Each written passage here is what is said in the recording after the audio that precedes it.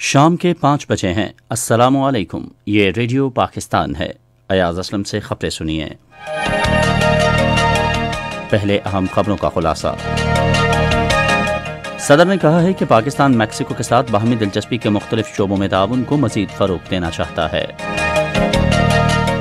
Saint کو آج بتایا گیا کہ ملک میں بجلی کے حالیہ بریک ڈاؤن کے اسباب کی تحقیقات کے لیے ایک کمیٹی تشکیل دی گئی ہے اور ذمہ داروں کے خلاف کارروائی کی جائے گی۔ دفتر خارجہ کے ترجمان نے کہا ہے کہ کوالالمپور ایئرپورٹ پر پھنسے ہوئے پاکستانی مسافروں کی مناسب دیکھ بھال کی جا رہی ہے اور ان کے وطن واپسی کے لیے متبادل انتظامات کو حتمی شکل دے دی گئی ہے۔ اور شمالی کوریا نے ایک فوجی پریڈ میں آبدوز سے چلائے جانے والے نئے بیلسٹک میزائل کا افتتاح کیا ہے۔ اور اب خبریں تفصیل کے ساتھ۔ صدر ڈاکٹر عارف علوی نے کہا ہے کہ پاکستان باہمی دلچسپی کے مختلف شعبوں میں میکسیکو کے ساتھ تعاون کو فروغ دینے کا خواہاں ہے۔ وہ میکسیکو کے لیے پاکستان کے نامزد سفیر ڈاکٹر امن راشد سے گفتگو کر رہے تھے، جنہوں نے آج اسلام آباد میں ان سے ملاقات کی۔ صدر نے واضح کیا کہ حکومت تمام ممالک کے ساتھ تجارت اور سرمایہ کاری بڑھانے پر توجہ مرکوز کر رہی ہے۔ انہوں نے میکسیکو کے ساتھ دو طرفہ تجارت کے حجم بڑھانے کی ضرورت پر زور دیا۔ توانائی کے وزیر عمر ایوب نے کہا ہے کہ تیل اور گیس کی تلاش کے 20 نئے بلاکوں کے لیے ٹینڈرز جلد ہی کھولے جائیں گے، جس کا مقصد توانائی کی ضروریات کو پورا کرنا ہے۔ آج سینٹ میں گیس اور بجلی کے بحران پر بحث کو سمیٹتے ہوئے انہوں نے کہا کہ حکومت ملک میں بجلی اور گیس کی چوری روکنے کے لیے اقدامات کر رہی ہے۔ بجلی کے حالیہ بحران کے بارے میں عمر ایوب نے کہا کہ معاملے کی تحقیقات کے لیے ایک کمیٹی تشکیل دی گئی ہے اور ذمہ داران کے خلاف کارروائی کی جائے گی۔ ایوان کا اجلاس اب پیر کو شام 3 بجے ہوگا۔ حکومت نے گزشتہ اعلان کے مطابق اگلے پیر سے 9ویں سے 12ویں جماعت تک تدریسی عمل دوبارہ شروع کرنے کا فیصلہ کیا ہے۔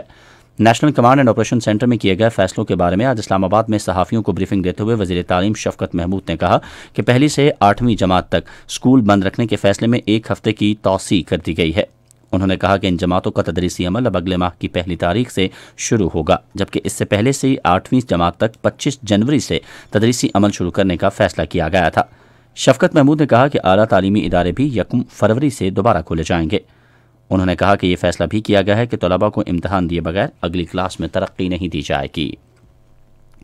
وزیر اعظم عمران خان نے اوگرا کی سفارشات کے برعکس پیٹرولیم مصنوعات کی قیمتوں میں معمولی اضافے کی منظوری دی ہے۔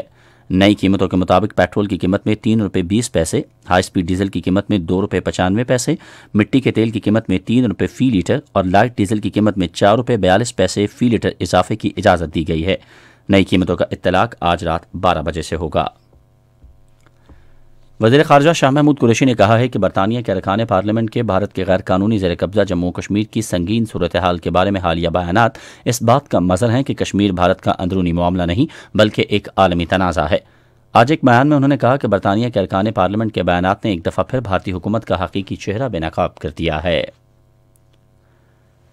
دفتر خارجہ کے ترجمان زاہد حفیظ چودھری نے کہا ہے کہ کوالالمپور کے ہوائی اڈے پر پھنسے ہوئے پاکستانی مسافروں کی مناسب دیکھ بھال کی جا رہی ہے اور ان کے وطن واپسی کے لیے متبادل انتظامات کو حتمی شکل دے دی گئی ہے۔ انہوں نے پھنسے ہوئے پاکستانی مسافروں سے متعلق صحافیوں کے سوال کے جواب میں کہا کہ وہ آج رات کے 343 پرواز کے ذریعے کوالالمپور سے روانہ ہو جائیں گے۔ ترجمان نے کہا کہ یہ مسئلہ جلد حل کرنے کے لیے ملیشیا میں پاکستان کا ہائی کمیشن ملیشیا کے متعلقہ حکام اور PIA سے قریبی رابطے میں ہے۔ پاک بحریہ کوسٹل کمان کی سالانہ کارکردگی ایوارڈ کی تقریب آج BNS قاسم منوڑا میں منعقد ہوئی۔ تقریب سے خطاب میں chief of staff vice admiral Ahmed Saeed نے کہا کہ ساحلی کمان نے کرونا وائرس وبا کے باوجود اپنے آپریشنل کام مکمل کر لیے ہیں۔ انہوں نے سیکیورٹی صورتحال کے باوجود موجودہ چیلنجز سے نمٹنے کے حوالے سے پاک بحریہ کی ساحلی کمان کی آپریشنل تیاری پر مکمل اطمینان کا اظہار کیا۔ بعد ازاں چیف آف سٹاف نے گزشتہ سال کے دوران بہترین کارکردگی پر یونٹس کو پرفارمنس شیلڈز دیں۔ اور شمالی کوریا نے ایک پریڈ میں آبدوز سے چلائے جانے والے نئے بیلسٹک میزائل کا افتتاح کیا ہے۔ شمالی کوریا کے صدر کیم جونگ ان بھی اس موقع پر موجود تھے۔ سرکاری ذرائع ابلاغ نے اسے دنیا کا طاقتور ترین ہتھیار قرار دیا ہے۔ پریڈ کے بعد ایک سیاسی اجلاس ہوا جس میں کیم جونگ ان نے امریکہ کو اپنے ملک کا سب سے بڑا دشمن قرار دیا۔